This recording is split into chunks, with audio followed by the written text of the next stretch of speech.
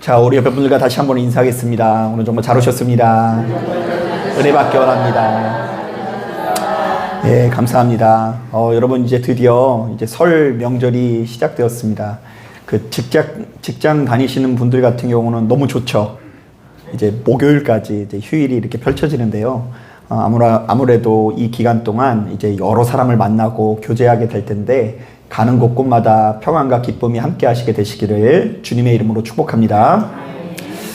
자, 오늘 우리가 읽은 이 본문을 보면 예수께서 드디어 역사의 한복판에 본격적으로 등장을 하시는데요. 자, 요한복음의 기자는 예수님의 여러 가지 행보 중에 유독 세례를 받으시는 장면을 주목하고 있습니다. 사실 엄연히 따졌을 때 오늘날 이 시대를 살아가는 우리들 입장에서는 예수께서 세례 요한에게 세례받는 장면을 좀처럼 이해하기 어려울 수 있는데요. 자, 그 이유는 크게 두 가지입니다. 자, 먼저 첫 번째로 이 세례는 자신의 죄를 깨닫고 그것을 씻어내고자 하는 의식인데 흠이 없고 죄가 없으신 예수께서 굳이 세례를 받으실 필요가 있겠냐는 문제의식이 생길 수 있고요. 자, 그리고 두 번째로는 예수께서는 지극히 크신 하나님의 아들이신데 이렇게 대단한 분이 자신보다 훨씬 더 미천한 세례 요한에게 세례를 받는 것이 가당키다 하냐는 것입니다. 자, 그런데 요한복음의 기자는 도대체 어떤 연유로 이 땅에 오신 하나님의 아들 예수 그리스도의 행적을 기록하시면서 그가 세례 요한에게 세례받는 장면을 제일 먼저 언급하고 있는 것일까요? 자, 본문을 꼼꼼히 묵상해 보니까 그 이유는 크게 두 가지인데요. 자, 먼저 첫 번째로 세례라는 행위에 담겨져 있는 영적인 의미가 예수께서 이 땅에 오신 이유를 너무나 잘 설명해 주고 있기 때문입니다. 자, 사실 이 히브리적 사고관에 의하면 우리 인간이 고통과 괴로움에 빠지는 이유는 철저히 우리 안에 있는 죄된 기질 때문인데요. 이른바 사람의 본성 자체가 지극히 악하기 때문에 가만히 내버려 두면 망할 수밖에 없다라는 이야기입니다. 자, 그런데 제가 수차례 말씀을 드린 적이 있지만 사람이 이렇게 악하다라는 것은 굳이 논리적으로 증명할 필요 없이 자녀를 키워본 분들이라고 한다면 다 알 수 있는데요. 가만히 보면 이제 막 태어난 아이들이 엄마, 아빠 다음으로 하는 말이 뭔지 아십니까? 예, 맞아요. 싫어, 미워, 안 돼, 내 거야 이러고요. 그리고 심지어 우리 아이들이 어떤 이야기 좋아하냐면요, 똥꼬야 이러면 되게 좋아해요. 똥 얘기하면 굉장히 좋아합니다. 자, 그리고 이 아이들의 모습을 보면 애초에 타인을 배려하고 양보하는 모습을 찾아볼 수 없습니다. 그냥 막 울다가 엄마가 힘들어하는 것 같으면 어머님 힘들어 하시는 것 같으니까 제가 내일 울겠습니다 이런 아이는 하나도 없고요. 이제 엄마가 힘들든 안 힘들든 간에 지 배고프다고 막 우는데 이런 막무가내의 아이들을 사람 만들기 위해서 그래도 교육이라는 것을 시키는 것이죠. 또한 전 세계적으로 이 사창가, 도박, 폭력, 사기, 음란 사이트 같은 나쁜 것들은 가만히 내버려도 또 순식간에 퍼집니다. 자, 그러나 질서를 지키고 가난한 이웃과 나눔을 갖는 선한 일들은 법을 만들고 독려를 해도 쉽게 지켜지지가 않죠. 그래서 혹자의 사람들은 지옥길은 내리막길이어서 사람을 지옥 가게 하려면 가만히 내버려 두면 된다라는 말이 있을 정도입니다.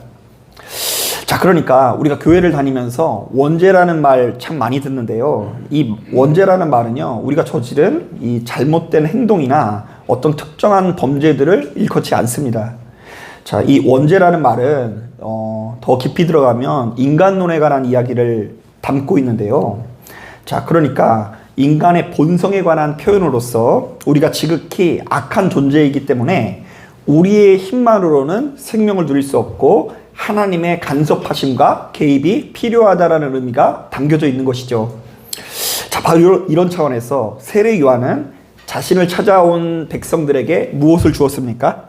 예, 세례를 주었는데요. 이른바 유대인이든 이방인든 간에 우리 모두는 죄된 존재이니 수시로 자기 자신을 돌아보면서 뉘우치고 반성하고 회개하지 않으면 결단코 생명을 누릴 수 없다라는 선언을 한 것입니다.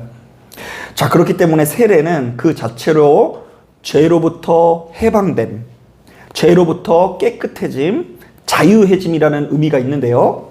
자, 바로 이것이 예수께서 이 땅에 오신 이유를 너무나 잘 설명해 주는 말인 것 같아요. 자, 한번 따라해 보겠습니다. 예수께서는 죄된 본성에서 건져 주실 것이다. 자, 한번 따라 하겠습니다. 예수께서는 미움 다툼에서 해방시키실 것이다. 자, 한 번 더 따라 하겠습니다. 예수께서 전쟁에서 벗어나 평화를 누리게 하실 것이다. 네. 그래서 여러분 혹시 오늘 예배에 나오기 전에 심한 불화 가운데 있는 분 계세요? 꼭 교회 나오려고 그러면 싸움이 나는 경우가 많죠. 자녀든 남편이든 아내든 간에 괜히 나의 마음을 상하게 만들면서 전쟁 가운데 인도하는 경우가 많은데 오늘 예배를 통해서 평화를 누리게 될 줄로 믿습니다. 자, 그래서일까요? 29절도 그렇고 36절도 그렇고 요한복음의 기자는 이 땅에 오신 예수 그리스도를 하필이면 하나님의 어린 양이라고 표현하는데요. 이때 하나님의 어린 양이라는 말도 역시 예수 믿는 우리들에게는 크게 세 가지를 떠올리게 합니다. 하나님의 어린 양. 자, 먼저 첫 번째로 우리가 창세기 22장을 보면 아브라함이 하나님의 명령을 따라 자신의 독자 이삭을 바치기 위해서 모리아 산이라는 곳에 오르는 장면이 나옵니다. 자, 사실 오늘날 우리들에게는 몹시도 생소할 수 있지만 고대 근동사회에서는 자신의 자녀를 자신이 믿고 있는 신에게 드린다라는 것이 아주 일반적인 문화였습니다. 자, 당시만 하더라도 자신이 섬기는 신에게 자녀의 생명을 바치는 것을 그야말로 최고의 충성행위로 여겼다라는 것이죠. 그래서 멀리 갈 필요도 없이 여러분 혹시 바알, 아세라 이런 신들의 이름을 들어보셨어요? 몰렉. 자, 이런 신들이 이제 하나같이 자신의 자녀들을 그 생명을 요구하는 신으로 알려져 있어요. 자, 하지만 하나님께서는 이 모든 행위들을 가증히 여기시면서 절대로 해서는 안 되는 행위로 규정하시는데요. 실제로 창세기 22장을 보니까 아브라함은 이 자신의 아들 이삭을 드리기 위해서 모리아산에 오르면서도 하나님을 향한 신뢰가 있었던 것 같아요. 그래서 모리아산을 오르면서 자신의 아들 이삭에게 이렇게 말합니다. 내 아들아, 번제할 어린 양은 하나님이 자기를 위하여 친히 준비하시리라. 자, 그리고 실제로 그곳에 가니까 어린 양이 준비가 돼 있었죠. 자, 그러니까 이때 이 어린 양은 이삭 대신 드려진 제물로서 이삭의 생명을 보존하고 보호하는 도구라고 할 수 있습니다. 자, 그러니까 이삭이 무엇 때문에 살아났어요? 어린 양 때문에 살아났는데 바로 이렇듯 반드시 죽을 수밖에 없는 우리를 살릴 수 있는 존재, 그것이 바로 누구시라고요? 예수 그리스도라는 이야기를 하는 거예요. 자, 그런가 하면 두 번째로 이스라엘 백성들이 출애굽할 때에 문설주에 바른 무슨 피가 생각이 나죠? 어린 양의 피가 생각날 수 있어요. 자, 우리가 출애굽기를 묵상해 보면 하나님께서 이스라엘을 해방시키기 위해서 그 땅에 여러 가지 재앙을 내리는데 이 사람이 한두 가지 재앙을 본다고 해서 바뀌어지지가 않죠.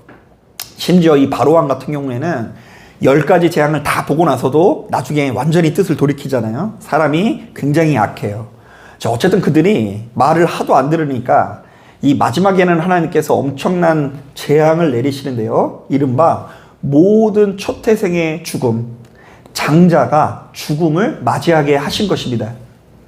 자, 그러나 하나님께서는 이스라엘 백성들에게 바로 이 재앙을 피할 수 있는 방법을 알려주셨는데요. 그것은 문설주에다가 무엇을 바른다고요?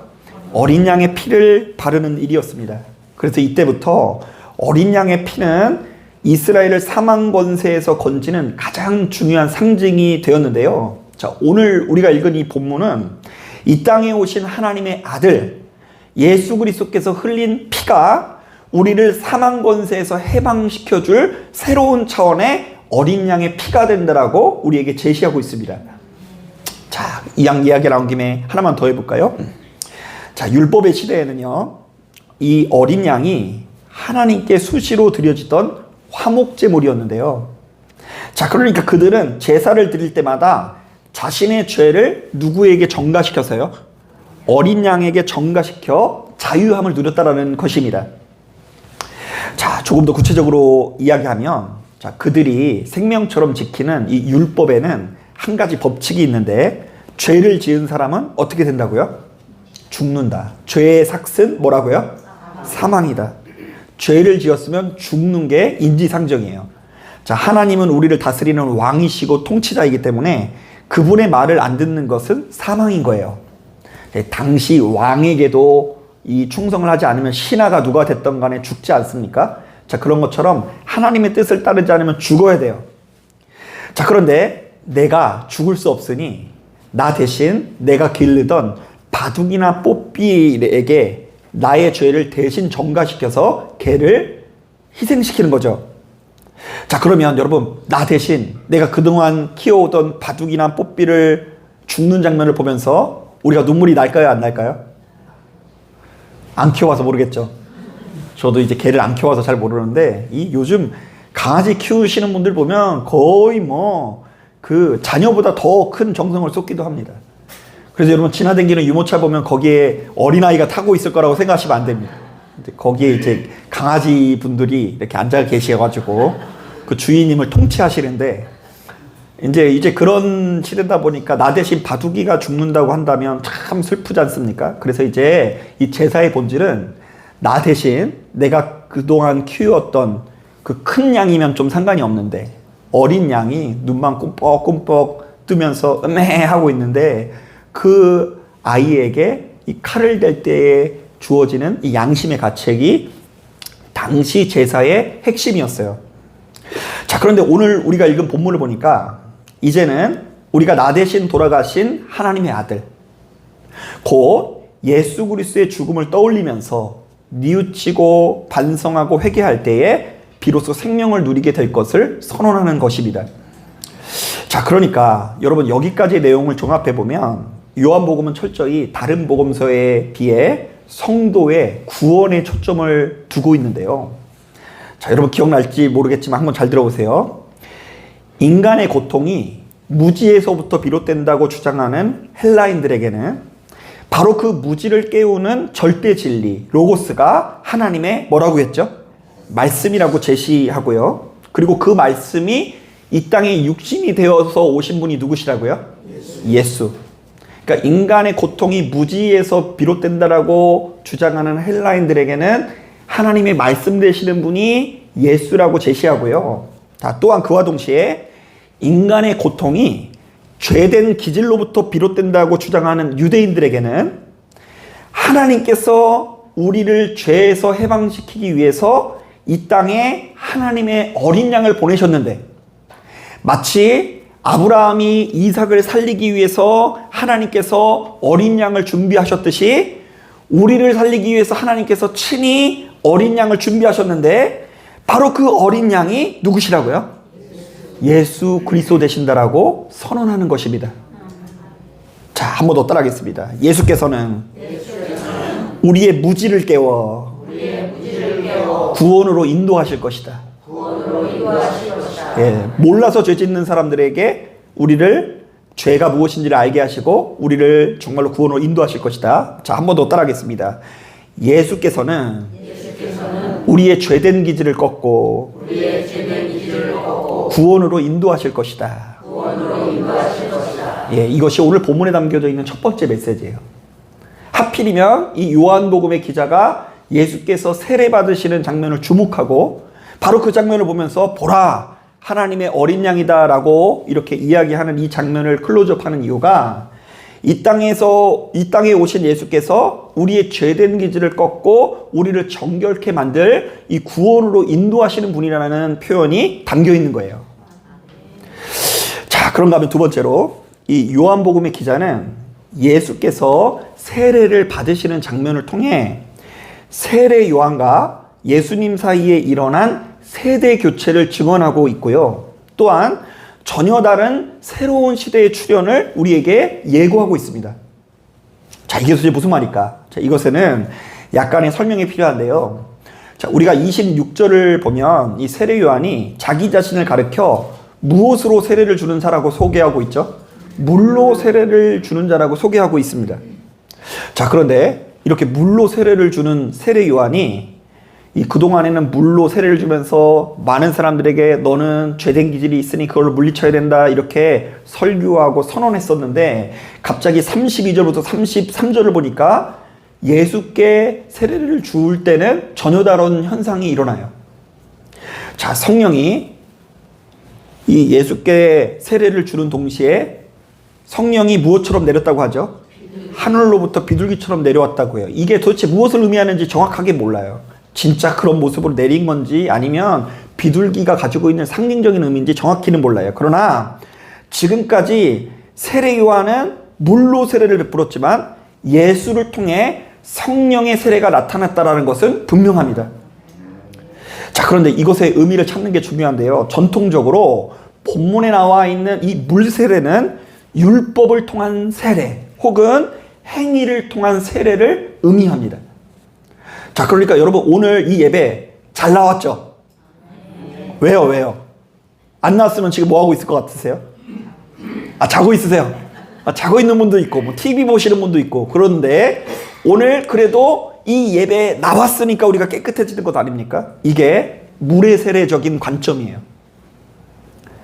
자, 그런데 성령의 세례라는 것은요, 물의 세례를 넘어서 성령의 신비를 통해 얻게 되는 세례 내지는 성령께서 주관하시는 전혀 새로운 차원의 신비 체험, 회개 체험을 의미하는데요. 좀 더 구체적으로 이야기하면 지금까지는 율법의 시대로서 이스라엘 백성들이 스스로의 죄된 기질을 이기기 위해서 수시로 제사를 드리고 절기를 드려야 했고요. 또한 바로 그 무수히 많은 행위들을 통해서 자기 자신이 죄인이라는 것을 어디로 알았어요? 머리로 알았어요. 머리로. 나는 죄인이구나. 하나님께서 나를 사랑하시는구나. 이거를 머리로 아는 시대였다고 한다면 이제는 우리 안에 거하시는 성령께서 친히 다스리시고 주관하시는 시대로서 성령께서는 우리 자신의 죄와 허물을 친히 고발하시면서 그것을 이기고 물리칠 수 있도록 도우신다라는 이야기를 하는 거예요. 실제로 요한복음 14장을 보니까 이런 말씀이 있습니다. 보혜사 곧 아버지께서 내 이름으로 보내실 성령, 그가 너희에게 모든 것을 가르치고 내가 너희에게 말한 모든 것을 생각나게 하리라. 자, 실제로 교회를 나오신 분들 중에는 바로 이러한 체험들을 하신 분이 참 많은데요. 이른바 평상시와 똑같이 드리는 예배 가운데 어느 날 갑자기 성령께서 눈을 여시사 우리가 엄청난 죄인이라는 것을 깨닫게 되는 분들이 참으로 많이 있습니다. 그래서 여러분 이런 간증 들어보신 적이 있어요? 자, 이런 간증하시는 분이 되게 많은데요. 자, 어떤 분들은 자신이 저지른 죄가 마치 필름의 한 장면처럼 지나가는 체험을 하시는 분들이 있더라고요. 그래서 이제 자기가 잊고 있었는데 초등학교 때 옆에 짝꿍의 지우개를 훔쳤던 게 기억이 나더래요. 그래서 그걸로 하나님 용서하여 주옵소서 탁 했더니 갑자기 사과 훔치던 장면이 생각이 나더래요. 용서하여 주옵소서 탁 이랬는데 그때 이제 친구의 돈 100만 원을 떼먹은 게 생각이 나더래요. 점점 이렇게 커지면서 필름이 이렇게 딱 지나가는 것처럼 이렇게 죄악이 떠오르면서 눈물로 회개하는 분들의 경험을 제가 좀 자주 들은 적이 있어요. 이 필름이 지나가듯이 경험했다. 그런데 이제 저 같은 경우는 이런 체험을 좀 늦게 했어요. 원래 죄사함을 받고 목사를 돼야 되는데 목사가 된 다음에 한참 목회를 하고 있는데 어느 날 갑자기 제 자신이 하나님 앞에 엄청난 죄인이라는 걸 깨닫고 저는 좀 이 열병을 좀 심하게 알아가지고 무려 몇 달 동안 그야말로 가슴을 치며 회개를 했는데 이때 저의 이 레파토리는 뭐냐면 하나님 저 같은 것을 목회할 자격이 없으니 다른 사람을 세우소서 이랬는데 아직까지 다른 사람을 안 세워가지고 지금 목회를 하고 있는 거예요. 지금도 이제 제 안에 그 마음이 좀 강렬하게 남아있어요. 나는 하나님 앞에 큰 죄인이구나. 난 진짜 고개를 들 수 없는 죄인이어서 지금 이 자리에 설 수 없는데 그나마 여러분들 앞에서 목회를 하고 있는 것은 나의 죄를 들키지 않았기 때문이다. 뭐 이런 신앙의 고백이 있습니다. 제가 다 들켰으면 목회를 못하는데 들키지 않아서 목회를 하고 있을 뿐이죠. 자, 그런데 이렇게 제가 경험을 하고 나니까 제 안에 이제 변화가 나타나는데요. 그래도 가족들에게 조금 더 너그러워져요. 이전에는 우리 태성이, 수빈이가 저 모양 저 꼴인 것이 다 누구 탓인 것 같았어요? 사모님 탓인 것 같은데 제가 이제 은혜를 받고 보니까 이 모든 것들이 다 저 때문이라는 걸 발견하게 되고요. 그리고 함께하는 신앙생활을 하는 이 성도님들을 조금 더 좀 이해를 하게 되었습니다. 그래서 가만히 보면 제가 우리 성도님들 나쁘게 얘기하는 거 거의 본 적이 없을 거예요. 다 이유가 있고 그럴 만한 사정이 있고, 그리고 어떤 면에서는 지금 교회 나와주신 것을 향한 감사함이 있어요. 여러분, 교회 엄청 많은데 우리 교회 나와주셔서 감사해요. 그런 마음이 진짜로 제 안에 있어요. 오늘 생각보다 너무 많이 오셔서 깜짝 놀랐는데, 그 설 명절이라 그런지 지난 한 주 동안 계속 못 오신다는 분들의 얘기를 많이 들었는데, 오늘 너무 많이 나오셔가지고 제 눈에는 여기 계신 분들이 한 5,000명 되는 것처럼 느껴져요. 왜냐하면 여러분들의 숫자와 상관없이 제 자신이 하나님 앞에 부족하다라는 어떤 신앙의 고백을 가지고 있기 때문입니다. 그래서 저는 우리 성도님들에게 다른 영적인 체험은 일어나지 않아도 괜찮을 것 같은데, 바로 이런 종류의 영적 체험은 반드시 일어나야 된다고 봐요.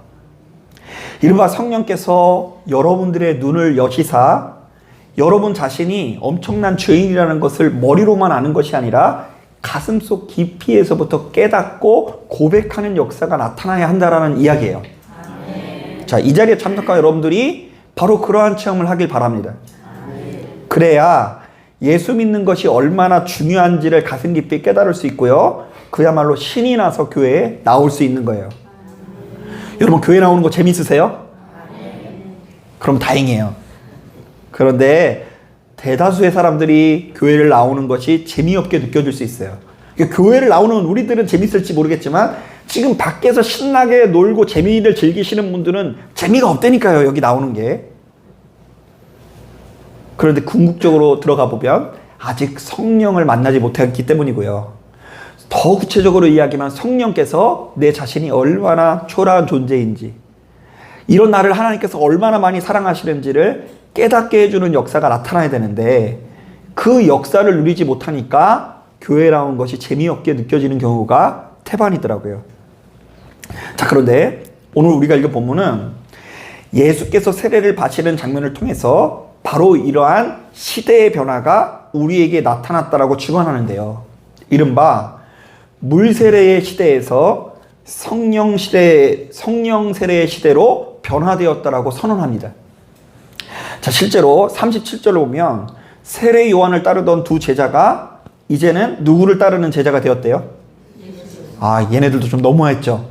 그동안 세례 요한을 막 따르던 제자였는데, 이 세례 요한이 보라 하나님의 어린 양이로다 이러니까 그 말을 듣고, 그러면 예수님이 더 큰 분이야? 이래가지고 이 소속을 바꿉니다. 그 세례 요한 제자에서 예수님의 제자로 바꾸는데, 그 중에 한 사람의 이름은 안드레이고 또 한 사람의 이름은 누구인지 밝혀지지 않았지만, 어쨌든 오늘 우리가 읽은 본문은 이 요한의 제자였던 두 사람이 예수님의 제자로 바뀌는 이 변화를 보면서 오늘날 우리들에게 이 땅에 새 시대가 왔다라고 증언합니다.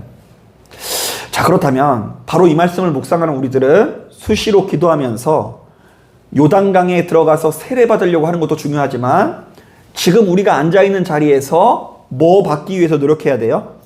성령 받기 위해서 노력해야 되는데요. 자, 이때 성령 체험이란 적어도 오늘 본문에 의하면 크게 두 가지 의미가 있습니다. 자, 첫째, 하나님 우리의 눈을 여시사 내가 하나님 앞에 얼마나 큰 죄인인지를 깨닫게 하소서. 그런가 하면 두 번째로, 하나님 나를 도우사 우리 안에 있는 악한 기질을 이기고 보다 선하고 아름다움을 살 수 있도록 인도하여 주옵소서.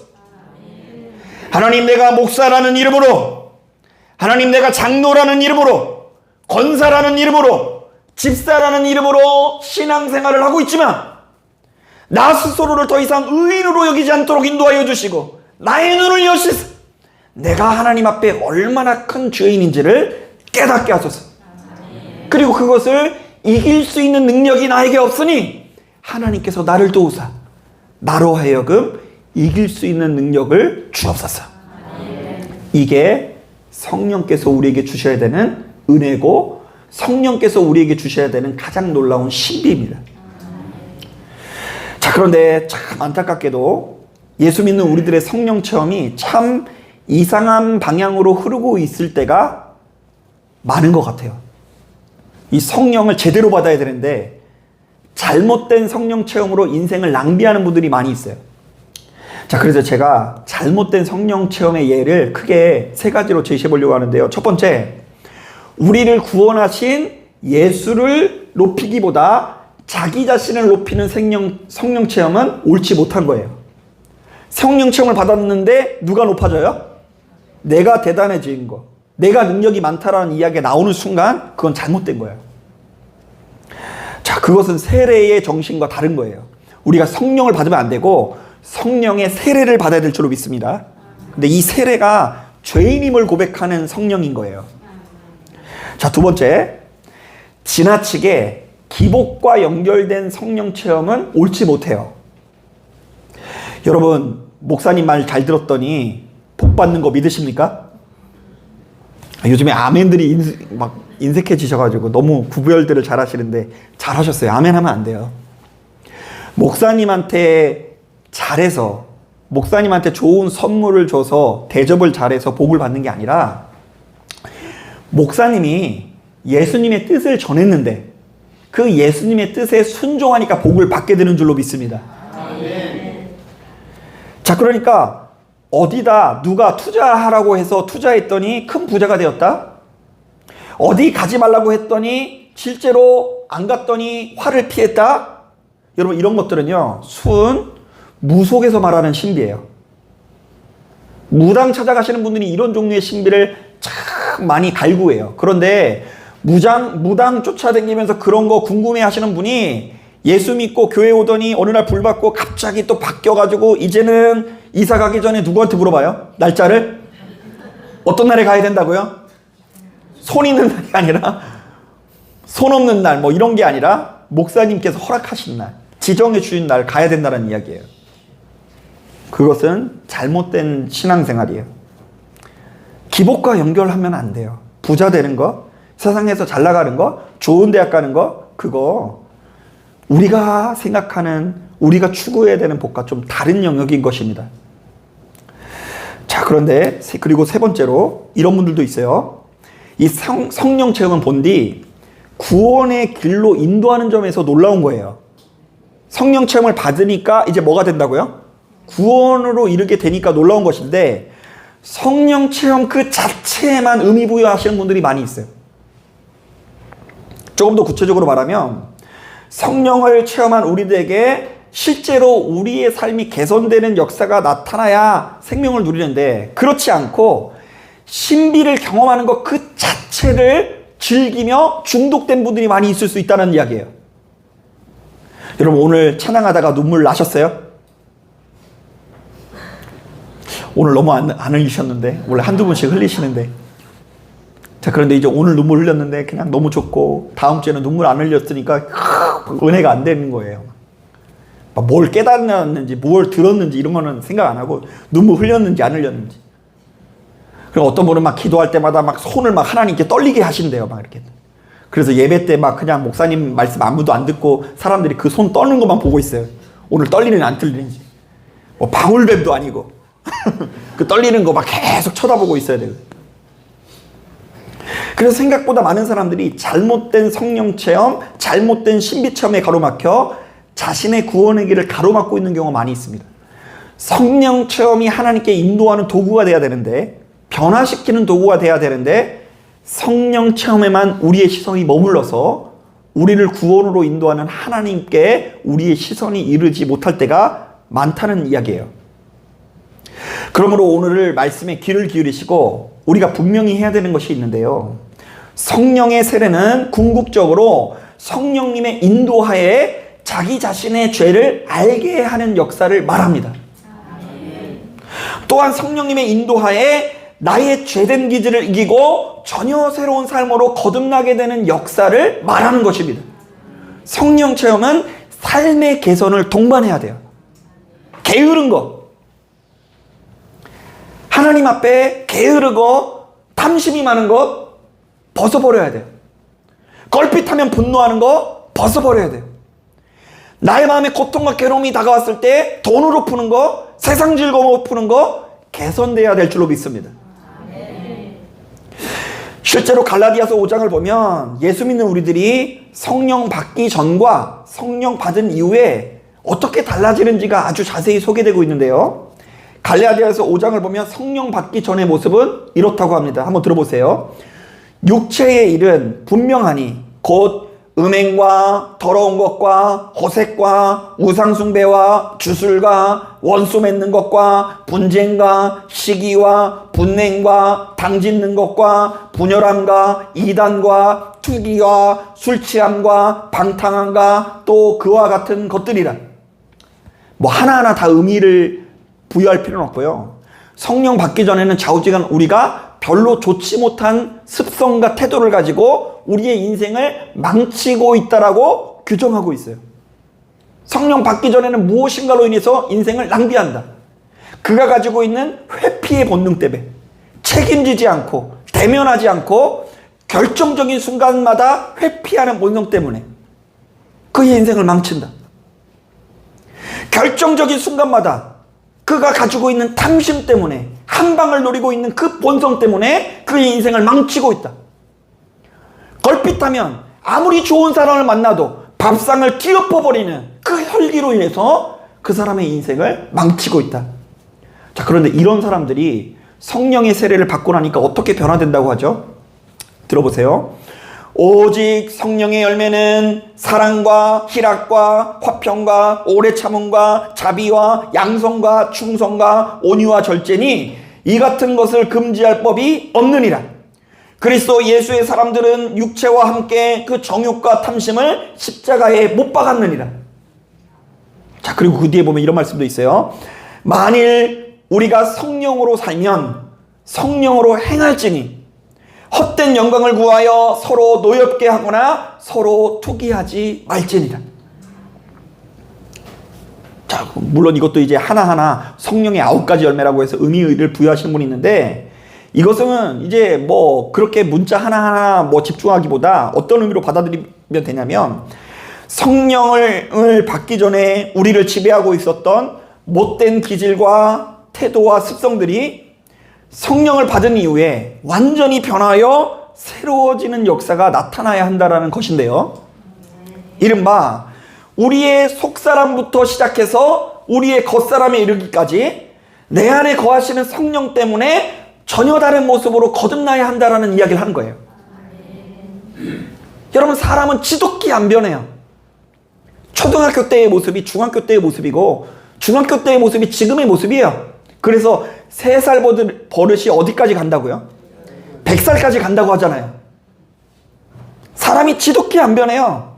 얼마나 그 가지고 있는 습성과 태도가 정말로 지독히 안 변하는지 몰라요. 그러나 하나님께서 우리를 변화시켜 주실 것을 기대하면서 이 교회에 나오는 것입니다.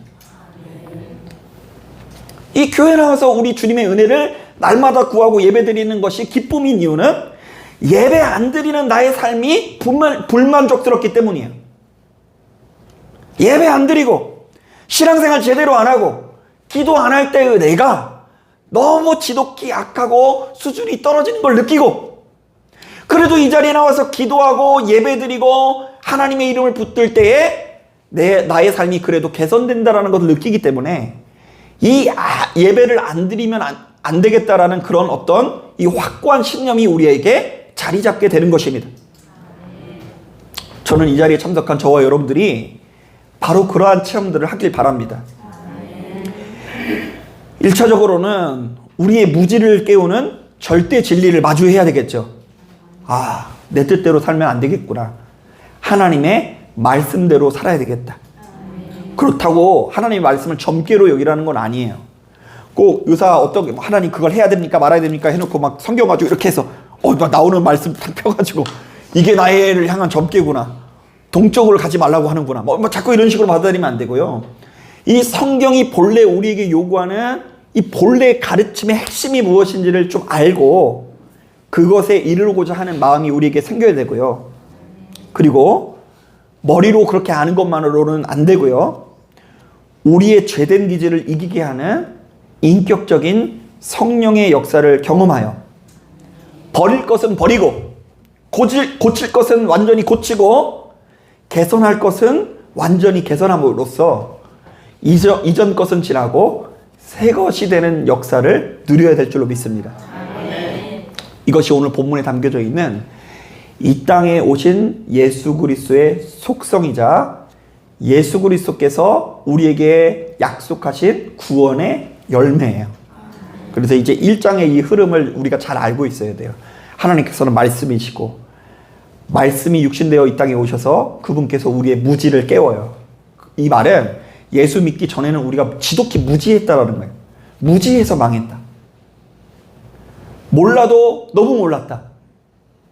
여러분 혹시 이런 얘기를 들어보셨어요? 아, 예수 믿고 보니까 나의 지나온 모든 날 하루하루 순간순간이 죄다, 기회였고 위기였다. 이 말의 의미가 뭔지 알겠어요? 나에게 주어져 있는 그 축복이 기회이기도 하고 또 무엇이기도 했다고요? 위기이기도 했다.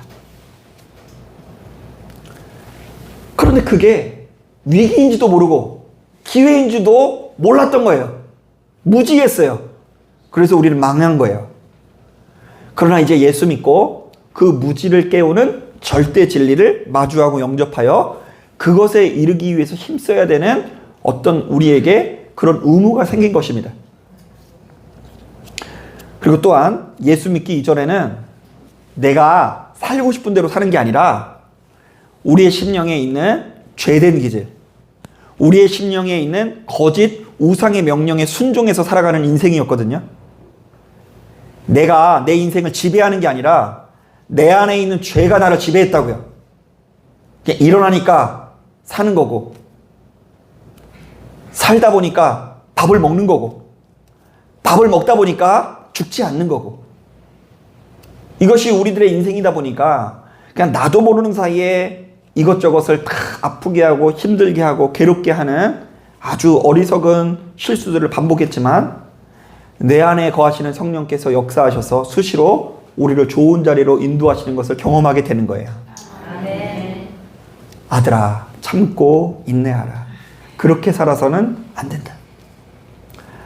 아들아, 딸아, 힘과 용기를 내서 네가 주어져 있는 자리를 박차고 일어나 무엇이든 해라. 도전해라. 생육하고 번성하고 땅에 충만하라. 나는 네가 잘 되기를 원하고 힘을 얻기를 원한다. 바로 이러한 음성을 듣고 성령의 음성으로에 순종하는 것이 예수 믿는 자들의 자세라는 것입니다. 사랑 여러분, 바로 이것을 분명히 하시고 우리가 예수 그리스도의 이름으로 이전 것은 지나가고 완전히 새로워지는 역사를 누리실 수 있는 저와 여러분들이 되시기를 주님의 이름으로 축복합니다. 자, 기도하겠습니다.